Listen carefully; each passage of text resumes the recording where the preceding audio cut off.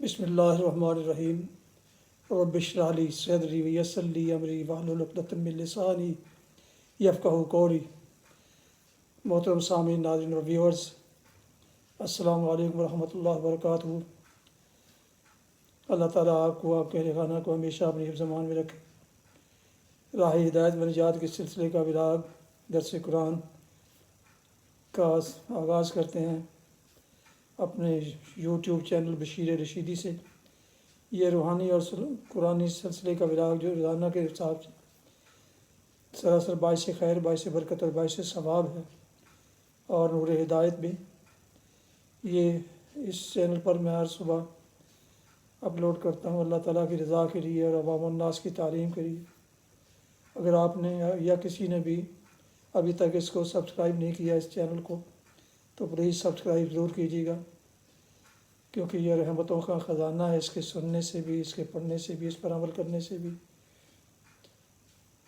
اور لائک کر کے، دوستوں سے شیئر کر کے، لائک کر کے بیل آئیکن کو بھی پریس کر دیجیے گا تاکہ آنے والے ایسے روحانی اور قرآنی نوٹیفیکیشنز روزانہ آپ تک اور دوستوں تک باقاعدہ اور بر وقت پہنچتے رہیں۔ شکریہ۔ تو شروع کرتے ہیں درس قرآن۔ مدرس ہوں گے جناب قاری حافظ مولانا محمد اقبال صاحب، خطیب جامعہ مسجد نگینہ محلہ انصاریہ شیخوپورہ۔ درس قرآن۔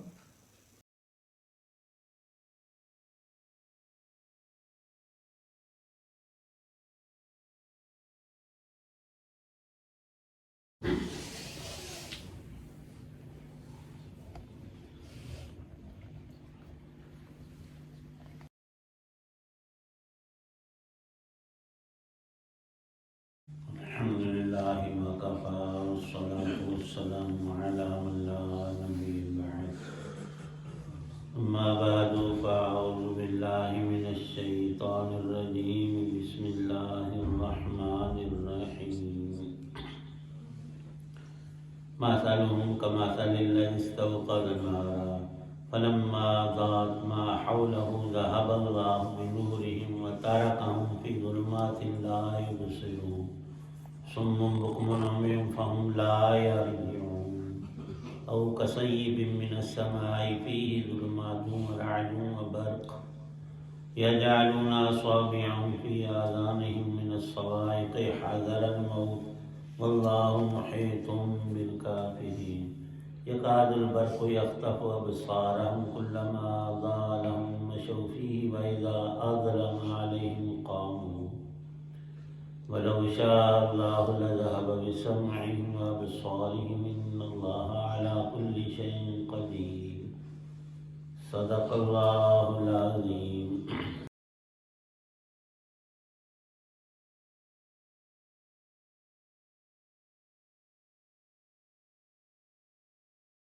ان منافق لوگوں کی مثال اس شخص کی سی ہے جس نے ایک آگ روشن کی، پھر جب اس آگ نے اس کے ماحول کو روشن کر دیا تو اللہ نے ان کا نور سلب کر لیا اور انہیں اندھیریوں میں چھوڑ دیا کہ انہیں کچھ سجھائی نہیں دیتا۔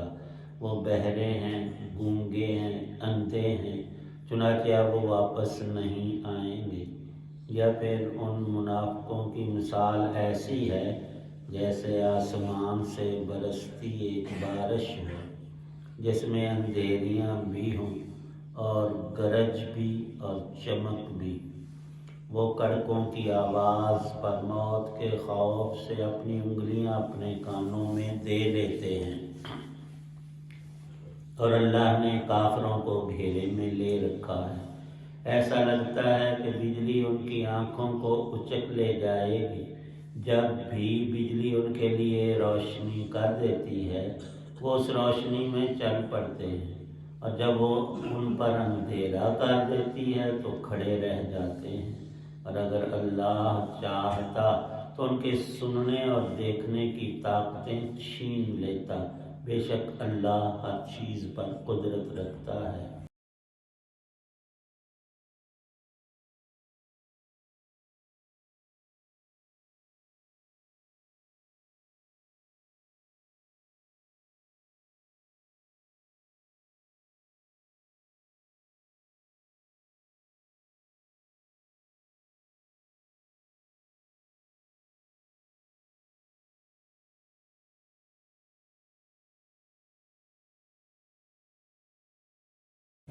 سورۃ البقرہ کی یہ 4 آیات مبارکہ ہیں، آیت 17 تا 20 ہیں۔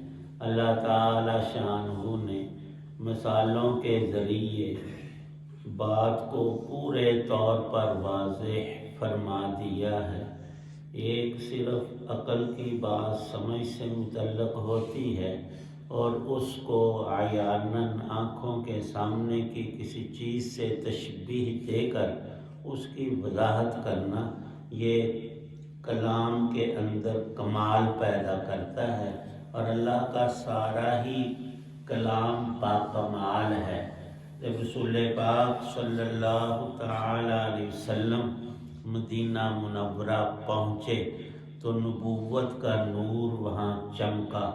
خوش قسمتوں نے رب کا شکر ادا کیا اور اس نور کو اپنانے کے لیے اپنی پوری ہمتیں اور کوششیں صرف کی۔ اللہ نے ان کو ایسا نوازا کہ پھر تا قیامت ان کا رتبہ کسی اور کو ملا نہیں۔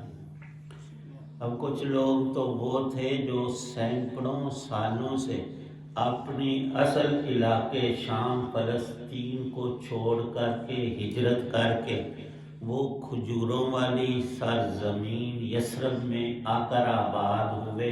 وہ یہودیوں کے کچھ قبائل تھے، بنو قینقا، بنو نذیر وغیرہ۔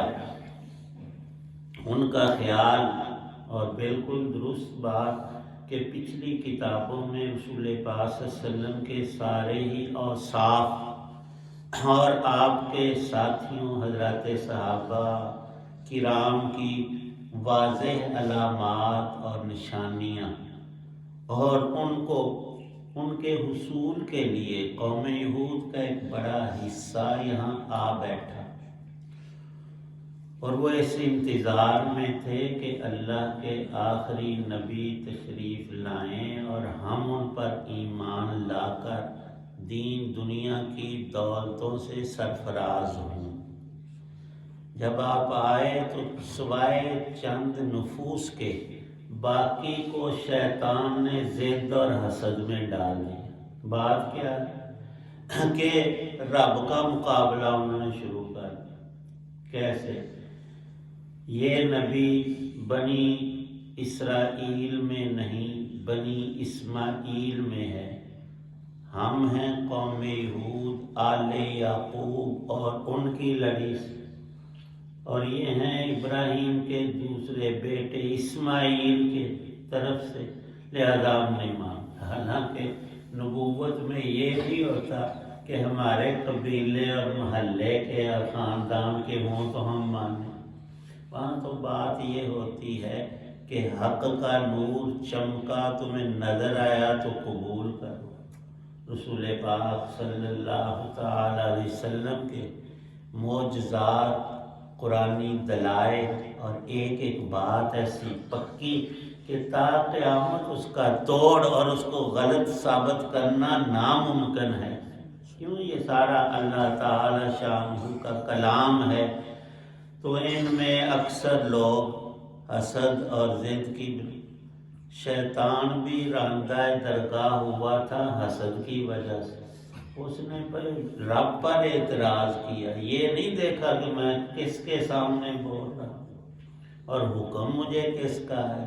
کہنے لگا میں بہتر ہوں، آگ سے پیدا ہوا، یہ آدم تو نے مٹی سے جو پاؤں میں روندی جاتی ہے اس سے تخلیق کیا، یہ تو رب کی مرضی تھی، اس میں تیرا کیا دخل۔ اسی طرح قوم یہود نے حسد میں آ کر اس نور اور روشنی کو چھوڑ دیا، اندھیروں میں پڑے رہ گئے۔ اللہ پاک فرماتے ہیں اس کی مثال یوں سمجھو، ایک شخص نے رات کے اندھیروں میں ایک لکودک بیابان اور جنگل کے اندر آگ روشن کی۔ جب آگ جلتی ہے تو صرف اتنی جگہ میں نہیں، دور دور تک چیزیں نظر آتی ہیں، اور نظر آئیں تو پتہ چلتا ہے کہ یہ چیز فائدہ مند ہے یا نقصان دہ۔ انہوں نے آنکھوں سے دیکھا لیکن اس نور کو قبول نہیں کیا، تو اللہ نے ان کو پھر اندھیروں میں ہی چھوڑ دیا. ترکہم فی ظلمات لا یبصرون. ایک عام اندھیرا ہوتا ہے، اس میں آہستہ آہستہ کچھ نہ کچھ چیزوں کا اندازہ ہونے لگتا ہے. ایک اندھیرا یہ کہ روشنی ہو اور اچانک وہ بجھ جائے تو وہ گپ اندھیرا ہوتا ہے، وہاں کسی چیز کا اندازہ تک بھی باقی نہیں رہتا. تو اللہ نے ایک ظلمت اور اندھیرا نہیں کہا، ظلمات. کئی اندھیرے مل گئے، ان کے اندر حسد، کینہ، بغض، فساد، دنیا کی محبت، آخرت سے چشم پوشی. اور یوں ان کا معاملہ قرآن میں آگے بڑی وضاحت سے آ رہا ہے اسی سورہ کے اندر کہ انہوں نے سب کچھ اس دنیا اور اس زندگی کو سمجھ رکھا ہے، آگے کی انہیں کوئی فکر نہیں. اس پہ یوں شیطان نے پردہ ڈالا، تم نیکوں کی اولاد ہو، بس اتنا ہی بہت ہے، تم بخشے. حالانکہ اللہ تعالی شانو ہر انسان کو دنیا میں عمل کی جانچ کے لیے بھیجتے ہیں. امتحان ہے یہ، کون کیا کرتا ہے اسی کے مطابق رزلٹ اور نتیجہ. وہاں نسل کو ہرگز نہیں دے کر. رسول پاک صلی اللہ تعالی علیہ وسلم نے خود ارشاد فرمایا کہ ہر متقی اور نیکوکار صاحب ایمان وہ میری آل میں شامل ہیں. اور ارشاد فرمایا کہ یہ سلمان جو ہے یہ فارس سے آیا ہے، یہ عرب نہیں ہے، ہمارے خاندان قبیلے علاقے سے اس کا کوئی تعلق. یہ ہدایت کو تلاش کرتے کرتے اللہ نے اسے مدینے پہنچا دیا. اس کا نام لے کر اپنے صحابی کا کہا کہ یہ سلمان و منی، ہمارے گھر کا ایک فرد ہے، یہ میری آل میں شامل ہے. اور فرمایا کہ ہر متقی اور نیک شخص اس کا میرے ساتھ ایسا ہی تعلق ہے جیسے گھر کے اندر باپ ہوتا ہے اور سارے اس سے متعلق. اور آپ کے بارے قرآن میں بھی ارشاد ہے کہ امت کے حق میں جو نبی اللہ کے رسول ہوتے ہیں وہ باپ کا درجہ رکھتے ہیں. اور حقیقت کو آگے ارشاد فرمایا کہ نبی کی بیویاں امہات المومنین ہیں، مائیں ہیں مسلمانوں کی. تو رسول پاک صلی اللہ علیہ وسلم کی 11 بیویاں، 2 کا انتقال آپ کی حیات پاک میں ہوا اور باقی 9 تھیں جب آپ دنیا سے رخصت ہوئے. تو ساری امت کو، سب مسلمانوں کو یقینی طور پر قرآن پاک کی آیات اور آپ کے فرامین کے تحت میں انہوں نے معاملہ ماؤں جیسا کیا. ماں سے نکاح حرام ہے. تو نبی پاک صلی اللہ علیہ وسلم کی 9 بیویاں موجود تھیں، اپنے اپنے وقت پر عمر گزار کر وہ اس جہان سے تشریف لے گئی. کسی نے اشارہ تک اس چیز کی طرف نہیں کیا کہ ہمارا نکاح ادھر ہو، کیوں ماں سے نکاح حرام ہے. اللہ تعالی شانہ نے جو انبیاء علیہ السلام کو خصوصیات عطا فرمائیں ان میں سب سے اول ایمان اور عمل صالح کا نور ہے. جو اس کو نہیں لیتا باقی چیزیں لیے پھرتا ہے وہ محروم ہے اور اس جہان میں ہدایت سے دور ہے، گمراہ ہے، اندھیروں میں پڑا ہے اور یہ ظلم کی حالت کل آنکھوں سے دیکھے گا. اللہ پاک فرماتے ہیں باوجود سارے معاملات جاننے کے ان لوگوں کو جو ایمان نہیں لا رہے مدینے میں وہ سم بکم عمی، 3 صفات ارشاد فرمائی. یہ بہرے ہیں، ان کی زبان پر حق بات چلتی نہیں، آتی نہیں، یہ بولتے نہیں. حق بات کے کہنے سے گونگے ہیں، بہرے ہیں اور اندھے ہیں. جو بولے بھی نہ، سنے بھی نہ، دیکھے بھی نہ، اس کی ہدایت کے سارے دروازے بند. اور اللہ نے ایسا نہیں کیا، انہوں نے اپنی طرف سے یہ بندشیں لگا لی. اور یہودی ظالم والے ایسے پرلے درجے کے ہٹ درم تھے کہ اس محلے سے مسجد نبوی اور اس علاقے سے جب گزرتے تو اپنے کانوں میں کچھ چیزیں ٹھونس کر روئی وغیرہ، اس میں کوئی حق کی بات نہ چلی۔ اللہ پاک فرماتے ہیں فَهُمْ لَا يَرْجِعُونَ۔ اور دوسری مثال ارشاد فرمائی کہ موسلا دھار بارش برستی ہو اور رات کا وقت ہو تو ایک تو رات کا اندھیرا ہوتا ہے، دوسرے قطرات پانی کے وہ کثرت برستے ہیں، اس کا ایک الگ اندھیرا ہوتا ہے، اور تیسرا بادل بہت زیادہ ہو وہ ایک اور اندھیرا ہے۔ ارشاد فرمایا ظلمات، اس بارش کے اندر بڑی اندھیریاں ہیں، ورعد، اور بادل کی گرج بھی ہے، اور جب وہ بجلی گرتی ہے اور اس کی کڑک وہ ایک الگ چیز ہے۔ فرمایا کہ قرآن پاک پڑھا جاتا ہے تو یہ اللہ کی رحمت کی بارش برستی ہے، اور کچھ لوگ اپنے اندھیروں سے نکلتے نہیں، وہ صرف اس خوف سے جو بجلی کی کڑک اور بادل کے گرجنے سے وہ اپنی انگلیاں کانوں میں ٹھونس لیتے ہیں کہیں ہم مر نہ جائیں۔ اور یہودیوں کی بہت پرانی خصلت ہے کہ ہم کسی نہ کسی طرح موت سے بچ جائیں، بچا کوئی نہیں آج تک، نہ قیامت تک وہ بچ پائے گا، لیکن کوشش ان کی۔ اور آج کے دور کی ساری ٹیکنالوجی اور سائنس سب سے زیادہ زور اس پر دیتے ہیں کہ کیا چیز انسان سے نکل جاتی ہے مر جاتا ہے، اس کو کسی نہ کسی طور سے ڈھونڈ کر یا اس کا کوئی متبادل لا کر تو بندے کو زندہ رکھا جائے۔ قانون قدرت ہے، ایسا ہو نہیں سکتا۔ یکاد البرق یخطف ابصارہم کلما ازاغ مشوا فیہ، جب کبھی کسی بھی مکے کے مدینہ پاک میں کوئی کافر اور منافق قرآن کی آیات سنتا، وہ تو میرا نور اور روشنی، اور پھر اس کو دل میں بات آتی کہ میں اسے لے لوں، اس نور کو اپنے اندر اتار لوں۔ نبی پاک صلی اللہ علیہ وسلم کا طریقہ مبارک ہر ایک سے شفقت پیار بار بار سمجھانے کا۔ 20 ایسے لوگ تھے جو منافقین آتے جاتے تھے لیکن غلط ذہنیت لے کر، پر آپ کی دعاؤں سے اور صحبت کے اثر سے اثر ضرور پڑتا ہے۔ پھولوں کی کوئی کیاری مہک رہے ہیں پھول، آپ وہاں سے گزرتے گزرتے ٹھہرے نہ بھی خوشبو آئے گلاب کی اور دوسرے پھولوں کی، اور گندگی کے ڈھیر سے پاس سے انسان گزرے تو اپنے ناک پر کپڑا رکھتا ہے۔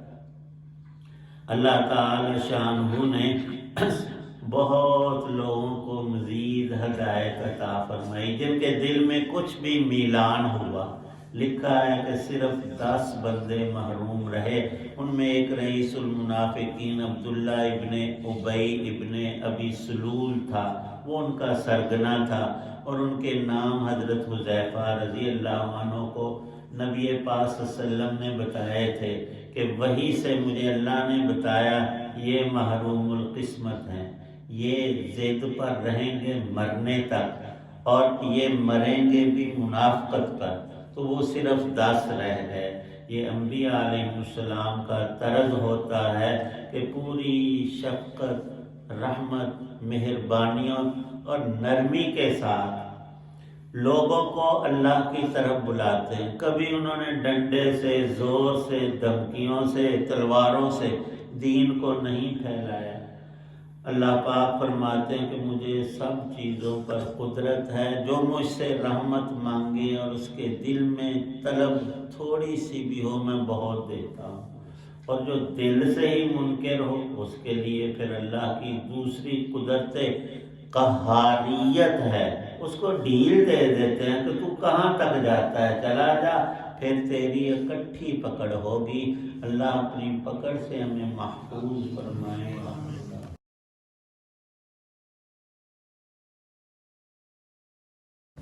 الحمدللہ رب العالمین والصلاة والسلام علی رسولہ النبی الکریم، اللہم صلی علی سیدنا محمد وآلہ بقدر حسنہ و جمالہ۔ اللهم اجرنا من النار ادخلنا الجنة مع الأبرار ربنا اتمم لنا نورنا واغفر لنا انك على كل شيء قدیر. ہمارے نمازیوں میں چند حضرات وہ بیمار ہیں، اللہ ان کو شفا عطا فرما. گھروں اسپتالوں میں جتنے مریض ہیں سب کو تندرستی عطا فرما. یا اللہ پاک تمام امراض سے ہم سب کی حفاظت فرما. دین دنیا کی بلائیاں خیر ہدایت کامل نصیب فرما. نور ایمان میں اضافہ فرما. مال صالحہ کی توفیق عنایت فرما. یا اللہ پاک جتنے بھی اہل ایمان دنیا سے چلے گئے، خاص کر ہم سب کے والدین اعزاء مرد عورت چھوٹے بڑے سب کی بخشش فرما. ان کی قبروں کو جنت کا باغ بنا. جو نیک ہیں ان کے درجوں کو بلند فرما. یا اللہ ہمیں بھی وہاں کی تیاری ہر آن توفیق عطا فرما. صلی اللہ تعالی علی خیر خلقہ محمد وعلی آلہ واصحابہ واہل بیتہ اجمعین آمین برحمتہ.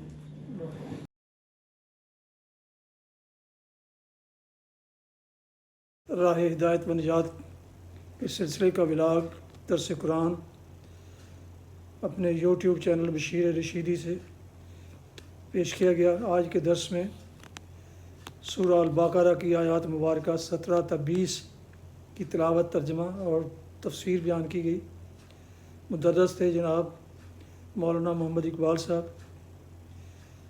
یہ روحانی اور قرآنی سلسلے کا ولاگ جو سراسر باعث خیر، باعث برکت اور نور ہدایت ہے عوام الناس کے لیے. اللہ تعالیٰ کی رضا کے لیے پیش کیا گیا. لہٰذا آپ سے گزارش ہے کہ اگر آپ نے اس چینل کو ابھی تک سبسکرائب نہیں کیا تو ضرور سبسکرائب کر لیجیے گا اور بیل آئیکن کو پریس کرنا مت بھولیے گا تاکہ آنے والے نوٹیفیکیشنز آپ تک اور دوستوں تک باقاعدہ اور بر وقت پہنچتے رہیں. اللہ تعالیٰ آپ کا حامی و ناصر ہو، آمین. اپنا بہت خیال رکھیے گا. اپنی دعاؤں میں پاک وطن، والدین، آباء و اجداد، اعزاء اقارب، دوستوں کے علاوہ اس ناچیز کو بھی ان میں شامل فرمائیں تو بہت شکر گزار ہوں گا. آپ کے اہل خانہ دوستوں، آپ جہاں بھی رہیں خوش رہیں، آباد رہیں، شاد باد رہیں، آمین. السلام علیکم ورحمۃ اللہ وبرکاتہ. پاکستان زندہ باد. اللہ حافظ.